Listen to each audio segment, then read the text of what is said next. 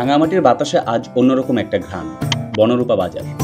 এটা শুধু একটা বাজার না, পাহাড়ি ফল-ফলাদি ছুটে আসছে শহরের এই বনরূপা বাজার। কাঁঠালি মৌসুমী ঘ্রাণে ভরে উঠেছে এই ভাসমান বাজার। প্রতি শনি ও বুধবার এখানে বসে বাজারবার। ভোর থেকে শুরু হয় নৌকার ভিড়। সমতা ঘাটে বোটে করে আসে শাকসবজি, ফলমূল, মাছ, মাংস, হাঁস মুরগি, এমনকি গরু। বাজার জুড়ে থাকে নানা পাহাড়ি শাকসবজি আর ফলমূল, যার সবকিছুই তাজা এবং ভেজাল মুক্ত।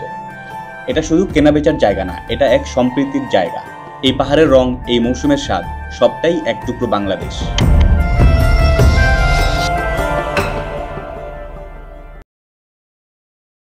স্কুল জীবনে, এমনকি বাসেও শেষ বেঞ্চের এলোমেলো চুলের এই আমি আর আমার এই ক্যামেরার ব্যাগ, আমরা চলে যাচ্ছি মেট্রো রেলের উদ্দেশ্যে। টিকিট কেটে মেট্রো রেলে করে চলে গেলাম সোজা সচিবালয়, আর সেখান থেকে আরেকটি বাসে করে আমরা চলে আসলাম চিটাগাং রোডে। চিটাগাং রোডে কেন আসলাম আর এখান থেকে কেন বাসে উঠবো, এটার গল্প পরে বলবো।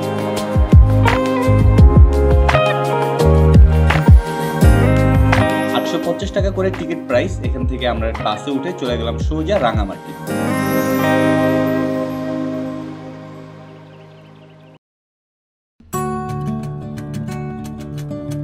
ফজরের আজানের ঠিক পরপরই আমরা রাঙামাটির বনপুরা বাস স্ট্যান্ডে নেমে গেলাম। আমরা মসজিদে ঢুকে গেলাম, একটু রেস্ট নিলাম, এট দ্য সেম টাইম ফজরের নামাজটাও পড়ে নিলাম। আলো হওয়ার পরে আমরা মসজিদ থেকে বের হয়ে গেলাম।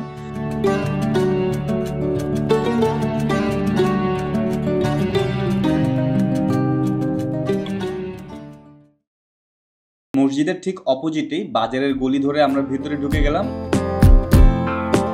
এটা হচ্ছে বনপুরা বাজার, একদমই খালি, এখন পর্যন্ত কোনো ভিড় নেই। তো আমরা হাঁটতে হাঁটতে একদম শেষে ঘাটে চলে গেলাম, যে জায়গার ভিউটা সত্যি খুবই অসাধারণ। বাজারের পরেই নদী, নদী বলে ভুল হবে, এটা আসলে লেক, অ্যান্ড লেকের অপোজিটেই কিন্তু বিশাল পাহাড়। সো পাহাড় আর এই ভাসমান বাজার সব মিলে কিন্তু খুবই সুন্দর একটি ভিউ ছিল। আসসালামু আলাইকুম, সবাই কেমন আছেন? আজকে আমরা চলে এসেছি রাঙামাটির বনপুরায়। তো এখানে আমরা একটি ফটো আঁকে এসেছি এবং এই জায়গাটা খুব সুন্দর। একে তো হচ্ছে পাহাড়ি পরিবেশ, তার মধ্যে হচ্ছে নদী, আর হচ্ছে বোটে করে পাহাড়ের যত ফল ফ্রুট রয়েছে সেগুলো এখানে নিয়ে আসা হয়। বুধবারে বিশেষ করে এখানে যে বাজারটা বসে, হাটবার বলে সেটাকে। তো আমরা চেষ্টা করবো আজকে এই জায়গাটাকে একটু তুলে ধরতে, পাশাপাশি এখানে আমরা একটা ফটো আঁক করছি। সো দেখি কি করা যায়।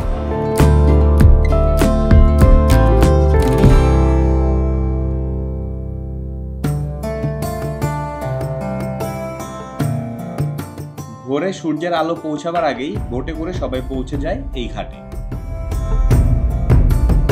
এক এক সিজনে এক এক ধরনের ফল ফলাদি শাকসবজি এই ঘাটে পাওয়া যায়। এখন যেহেতু কাঁঠালের সিজন, তাই কাঁঠালের পরিমাণটাই বেশি।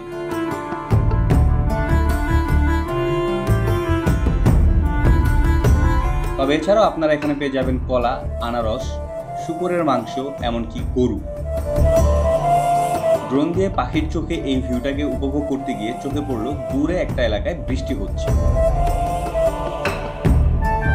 এই ধরনের ভিউ কিন্তু নিজের চোখে খুবই কম দেখা যায়।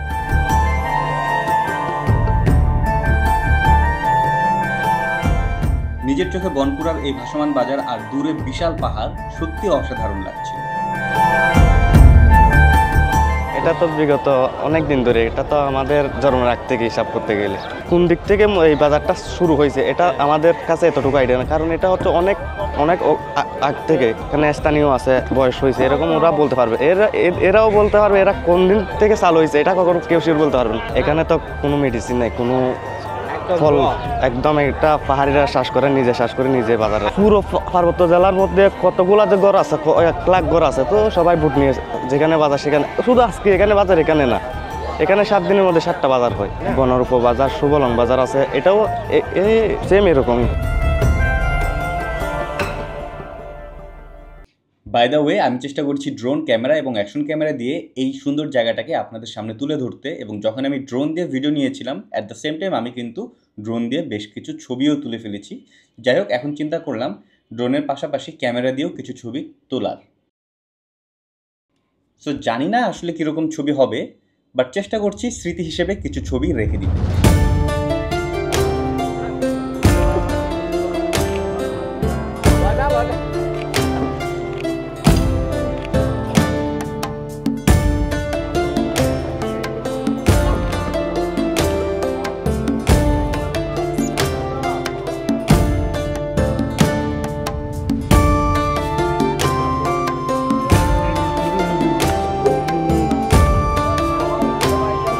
এখানে হচ্ছে যে ছাতা নিয়ে একজন দাঁড়ায় আছে, সামনে কাঁঠাল ছাতা নিয়ে দাঁড়ায় আছে।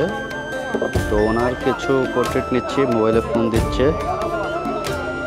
অলসো পেছনে আরেকটা ছাতা আছে, ওইটাকেও রাখছি। তো একটা রিপিটেশন ব্যাপার কিন্তু চলে আসতেছে, চেষ্টা করছি।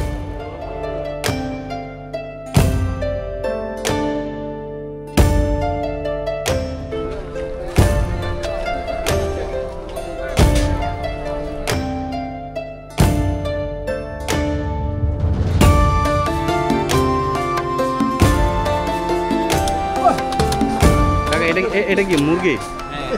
পাহাড়ি মুরগি না? পাহাড়ি নয়, বড় আচ্ছা আচ্ছা, সাদা বিঘাজ। হ্যাঁ হ্যাঁ।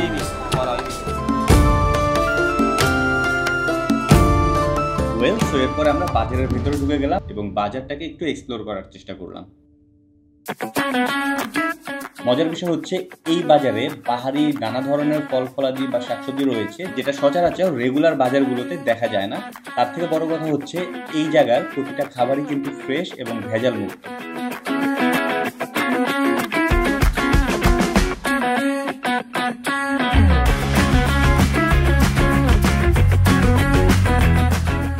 ওয়েল, সো আমরা রাঙামাটির বনপুরা বাজারে এসেছিলাম এই ভাসমান বাজারটাকে এক্সপ্লোর করার জন্য, এবং এটা মোটামুটি আমরা 8টা-9টার মধ্যেই শেষ করে ফেলেছি।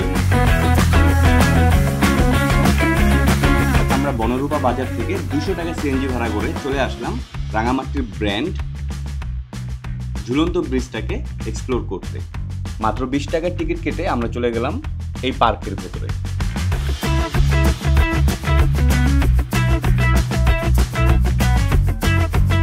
এই যে আপনারা দুজন ব্যক্তিকে দেখতে পাচ্ছেন, তন্ময়দা এবং প্রণয় ভাই, যাদের কারণে আমি চিটাগাং রোড থেকে বাসে উঠেছি। মূলত তারা আমার সাথে আসেনি, আমি তাদের সাথে এই ট্যুরে এসেছি।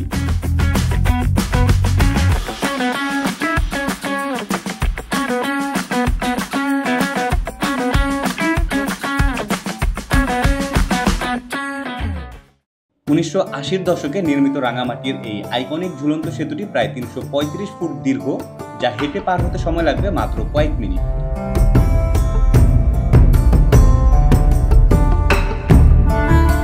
রাঙামাটির পর্যটকদের কাছে এই ঝুলন্ত ব্রিজটি একটি বিশেষ আকর্ষণ, যার কারণে এই ব্রিজটিকে বলা হয় সিম্বল অফ রাঙামাটি।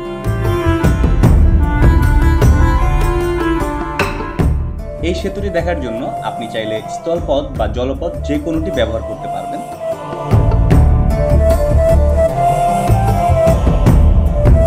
নির্দিষ্ট পরিমাণে ভাড়া পরিশোধের মাধ্যমে আপনারা ঘন্টা হিসেবে বোটে করেও এই লেকটি ঘুরে দেখতে পারেন। শীতকালে এখানে অসাধারণ দৃশ্য উপভোগ করা গেলেও বর্ষার মৌসুমে কিন্তু খুবই সাবধানে থাকতে হবে।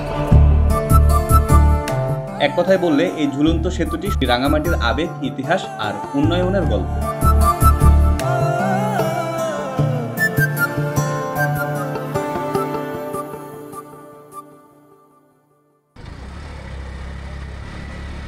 ওয়েল, সো এত ঘোরাঘুরির পরেও এখনো কিন্তু দুপুর 12টাও বাজেনি। এর একমাত্র কারণ হচ্ছে আমরা আমাদের দিনটা শুরু করেছিলাম অনেক ভোর থেকে। ইয়েস, ভোর থেকে শুরু করলে আপনি সারাদিনে অনেক কাজই কিন্তু করে ফেলতে পারবেন। তো যাই হোক, এইখানের যে নৈসর্গিক ভিউটা ছিল, পাহাড়ি মাছ দিয়ে বিস্তৃত সুন্দর রাস্তা আর এর বাঘগুলো মন কেড়ে নিচ্ছে। তো আজকের ভ্রমণটি এখানে শেষ করে দিচ্ছি। এরপর আমরা ঢাকার উদ্দেশ্যে রওনা দেব, এবং আপনাদের উদ্দেশ্যে বলতে চাই, হাতে যদি 1 দিন 2 দিন সময় থাকে, এরকম ছোটোখাটো ট্রিপ কিন্তু হয়ে যেতেই পারে।